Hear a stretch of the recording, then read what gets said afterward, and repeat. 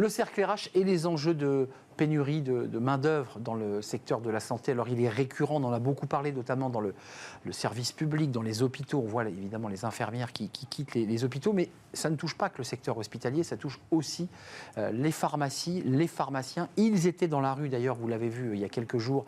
Alors, le sujet n'était pas que la pénurie de main-d'œuvre, il était surtout l'enjeu de la pénurie de médicaments, mais ça englobait un mal-être et une colère générale. On va en parler avec mes invités. Jean-Pierre Delfino est avec nous. Bonjour. Ravi de vous accueillir. Directeur général de l'OPCO Santé. Alors, les OPCO, ce sont les acteurs de la compétence, ceux qui pilotent la formation. On reviendra avec vous sur cette campagne dans quelques instants parce que vous avez essayé de remonter les manches et de dire voilà, la bataille n'est pas perdue, on va se battre pour essayer de pourvoir tous ces postes manquants. Combien de postes manquent là ?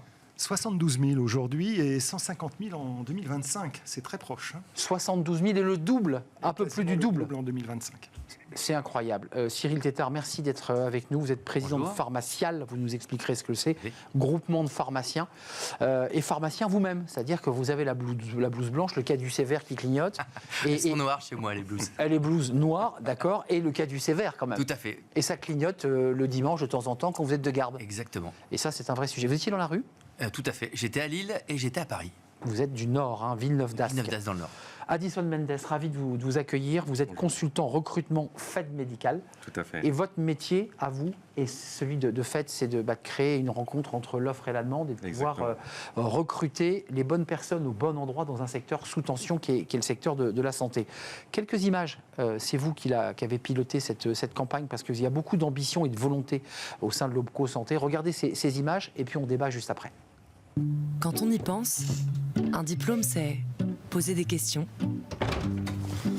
se poser des questions, prendre des notes,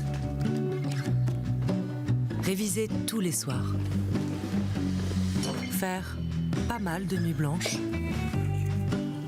douter, tâtonner, pouvoir compter sur les autres. Expérimenter, croire en soi, se préparer avec des examens blancs, progresser un peu chaque jour, puis passer le vrai examen, attendre les résultats et se réjouir des réussites. Diplômé de la vie, le secteur privé de la santé reconnaît vos talents. Trouvez votre métier et votre formation grâce à l'alternance ou à la reconversion. Jean-Pierre Delfino, c'est intéressant parce que ce clip est décalé, évidemment, quand on aurait dû avoir un étudiant dans son bureau avec du guronzan et une petite lampe. Là, vous nous montrez quoi à travers ce clip ? Que sans diplôme, on peut aussi accéder à des emplois passionnants ? Alors, pas du tout.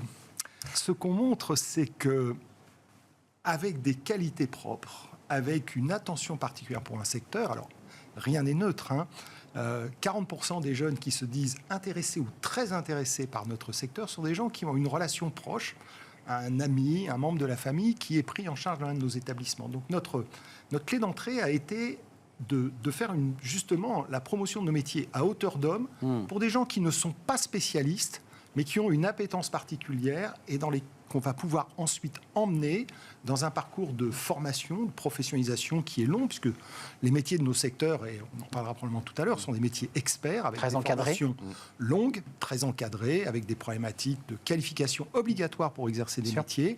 Ça, c'est ce que tous les candidats vont pouvoir trouver, toutes les personnes vont pouvoir trouver sur le site qui est attaché à cette campagne de promo. Je donne la parole à Jean-Pierre, à Cyril Tétart et à Addison Mendes, mais juste pour nous donner un peu la palette des métiers et des secteurs, parce qu'on a parlé de la pharmacie, on a un pharmacien, mais quels sont les autres métiers ? Parce que là, vous ciblez les jeunes, on a bien compris qu'il y a cette idée d'attirer les jeunes. Alors, vous avez raison, on cible les jeunes et on cible principalement 3 qualifications chez nous. Les infirmiers. Gros sujet. 14 000 personnes manquantes, là, ici.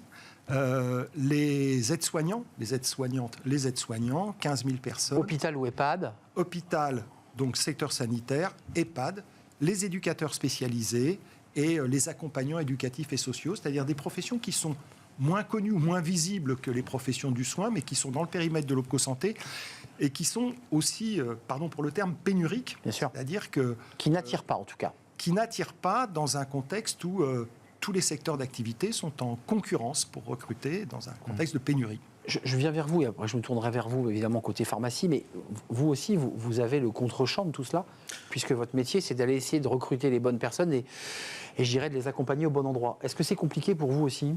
Ça l'est forcément, et ça l'est à tous les niveaux, hein, que ce soit au niveau des profils infirmiers, que ce soit au niveau des aides-soignants, au niveau des métiers peut-être un peu plus diplômés, en tout cas où il faut faire des études un peu plus longues. C'est vrai qu'on le ressent à tous les niveaux et pour plusieurs raisons. Alors déjà parce que le métier n'est pas forcément évident, et donc derrière ce qu'il faut... horaire décalé. Exactement, la charge de travail, et donc par rapport à ça, c'est vrai qu'il y a quelque chose qui va pas venir enjoliver le tableau, c'est qu'on n'a pas forcément bonne presse au niveau du secteur de la santé. Comment vous faites, vous, chez Fed Médical ? Parce qu'il faut quand même bien être capable de pouvoir... On a des discours très, très, très offensifs d'un OPCO. Comment vous faites ? Qu'est-ce que vous dites à ces jeunes et ces moins jeunes ? On parlera de la reconversion. Les gens qui changent de métier, venez dans le secteur de la santé. Il faut donner envie. Il faut donner envie comme on peut. Moi, voilà, dans le cadre de mes échanges avec les établissements et les structures que j'accompagne, il y a une question que j'aime bien poser, c'est, voilà, demain, je dois parler de vous à un professionnel de santé. Comment je dois peindre le tableau, qu'est-ce que je dois mettre en avant pour... Comment vous vous vendez, quoi ? Exactement, oui. C'est ça. Mais côté pharmacien, parce que c'est intéressant, on l'a dit hors caméra, mais je le redis sur ce plateau, le pharmacien avec le petit nœud papillon, vous voyez, le pharmacien années 90, un peu pincé, un peu guindé, la pharmacie aussi peine à recruter. C'est compliqué, je veux dire, les personnes qui vont nous accueillir dans les pharmacies, vous peinez à les recruter. Oui, c'est de plus en plus compliqué, mais ce que vous dites, c'est vrai, l'image des pharmaciens des années 80-90 qui jouaient au golf, qui travaillaient 10 heures par semaine, ça c'est une vieille image. Maintenant, les pharmaciens sautent au comptoir. On a des problèmes d'honoraires, des problèmes de rémunération. Les médecins ont eu gain de cause et nous, on est en pleine négociation. On a un retour demain de la sécurité sociale. Et nous, les honoraires nous permettent pas forcément... Les médecins ont gagné, il faut le dire. Hein. Le but du jeu, c'est pas nous de gagner plus d'argent, c'est de permettre de mieux rémunérer la pharmacie, surtout de pouvoir mieux payer nos collaborateurs, pharmaciens et préparateurs en pharmacie. Et donc, comme on a un problème de rémunération et aussi un problème d'attractivité avec la réforme des études, alors qui est complexe parce que nous, tout est mélangé. Ouais, réduction du nombre d'officines. Et donc, oui, ça c'est marge territoriale, mais on a un problème d'études. Et donc, forcément, comme vous faites en même temps, il y a des majeurs et des mineurs, médecine, sage-femme, kiné, dentistes et pharmaciens, et on se rend compte que les gens vont plus, enfin les étudiants, voire médecins, kinés, etc., plutôt que pharmaciens. Exactement. Et ce qui fait qu'ensuite, quand ils font leurs études, la fin de première année, chaque année, il nous manque à peu près 1000 pharmaciens, 1000 étudiants en deuxième année. Donc ça, c'est un sujet important. D'où la pénurie. Profession, les pharmaciens ont eu des compétences en médecine, il suffit d'aller voir le pharmacien pour le savoir. Simplement, le fléchage ne se fait pas, quoi. C'est-à-dire que globalement, ils ne vont pas au bon endroit. D'attractivité.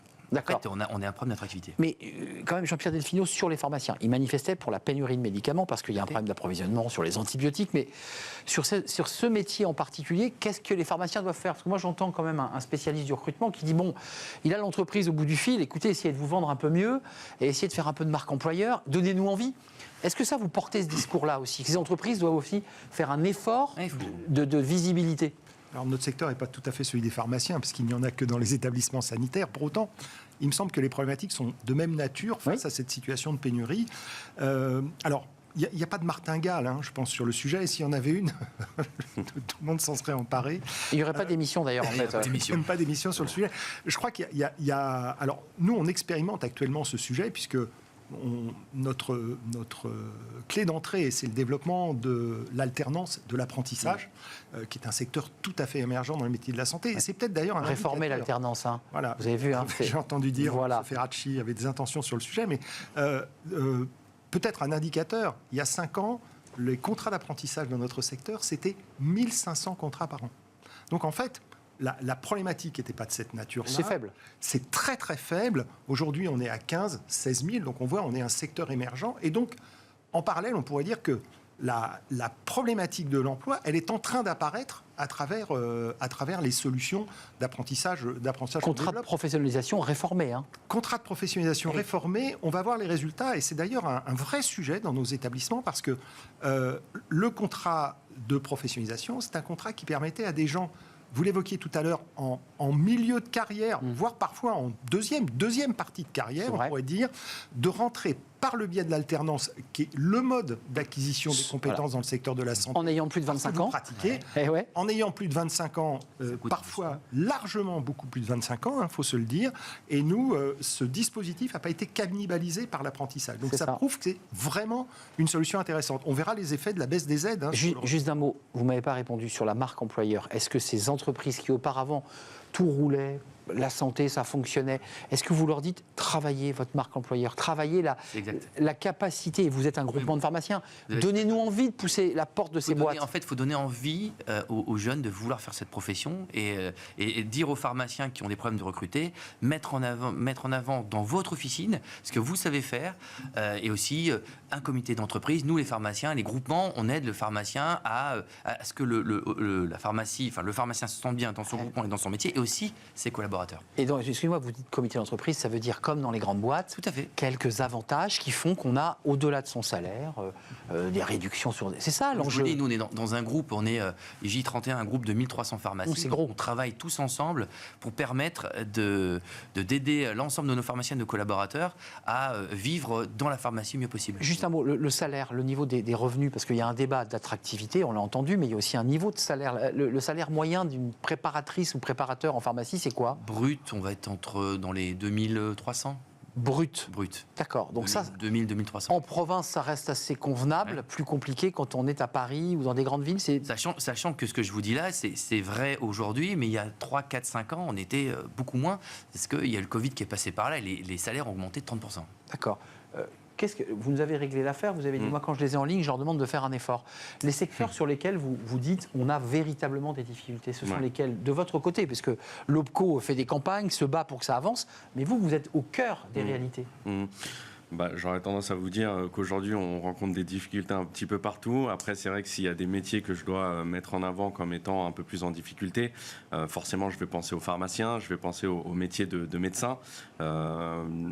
Infirmière Infirmier également. Après, c'est vrai que il y a quand même un peu plus de polyvalence au niveau des postes, au niveau des conventions, au niveau des avantages, selon la structure qui va être concernée. Donc, il y a plus de variété, plus de possibilités pour les professionnels.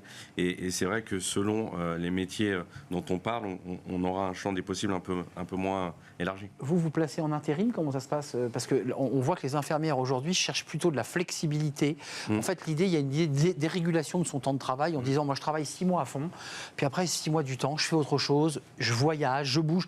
Est-ce que ça, vous l'avez, vous On le ressent. C'est ça. On le ressent, et on le ressent énormément, et je pense que c'est aussi une difficulté forcément pour les établissements qui recherchent en CDI et qui recherchent des permanents, parce que aujourd'hui les établissements sont conventionnés au niveau des salaires, et on ne peut pas faire n'importe quoi, on ne peut pas proposer n'importe quoi. Un mot chacun, vous nous avez donné tout à l'heure le chiffre qui allait d'ailleurs monter en 2025. Combien de pharmaciens et de préparateurs en pharmacie on a besoin là ? Alors là, je ne pourrais pas vous dire combien. Mais chez vous, par exemple, dans votre bassin, sur les 1300 pharmaciens, quand vous faites votre calcul de... C'est difficile à dire. Combien on a besoin de pharmaciens dans les Hauts-de-France ? Ouais. C'est difficile. Il y a 1950 pharmacies dans les Hauts-de-France. Il y en aura peut-être entre une centaine, entre 150, mais sachant que la problématique aussi, c'est qu'il y a des pharmacies qui ne trouvent pas preneurs, des pharmaciens titulaires qui ne trouvent pas preneurs. Donc il y a des pharmacies qui ferment, qui ne trouvent plus preneurs, et donc baisse de maillage territorial. Merci à vous trois. Allez voir la campagne de l'OPCO Santé que vous diffusez sur cette idée que ce sont des métiers valorisés, valorisants, et qui sont des métiers de passion, parce qu'on soigne, on accompagne. Ce sont des métiers et de service aussi. Et d'engagement. Merci à vous, Jean-Pierre Delfino, directeur général de l'OPCO Santé. Merci à vous, bon retour Cyril, du côté de Villeneuve-d'Ascq, président de Pharmacial, et vous êtes pharmacien du Bizet, si vous êtes par là, allez, pharmacie du Bizet, et non pas du Buzet, qui n'était pas du tout dans la même Georges région. Bizet, le pianiste. Le fameux pianiste. Merci Addison Mendes, vous êtes consultant recrutement chez Fed Médical. Merci à vous trois, on tourne une page tout de suite, c'est Fenêtre sur l'emploi, j'accueille mon invité.